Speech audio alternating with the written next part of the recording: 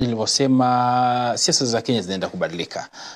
Tukumbuke kwamba kinara ODM amekuwa ni Raila Odinga ambaye basi amekuwa mwanzilishi wa chama hicho na amekuwa akishikilia wadhifa huo kwa mpaka wa leo, japo pia na viongozi wengine katika chama hicho, na kwamba ameaga akiwa bado ni kinara wa chama cha ODM. Kwa hivyo katika chama cha ODM ambacho basi ni chama kikubwa zaidi humu nchini cha kisiasa, cha upinzani cha kisiasa, itabidi basi kiangalie nani atakuwa kinara, atakuwa ni nani kinara ambaye ataweza kuvaa viatu vya Odinga kuweza kuendeleza nyayo za Odinga katika chama hicho.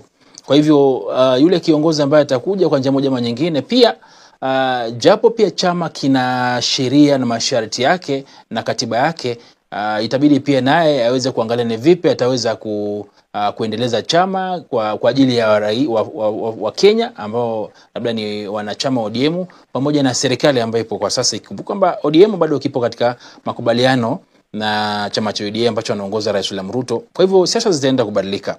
Na pia tutaona viongozi chipukizi, viongozi ambao basi watajitokeza kusema kwamba haya basi ni wakati wetu sasa wa kuvaa viatu vya Raila Odinga, ambaye hatakuwa mmoja na hatakuwa wawili, watakuwa kadhaa ambao wataweza kujitokeza kusema kwamba Raila Odinga alikuwa na sasa ameondoka. Kwa hivyo ni wakati wetu kufanya nini?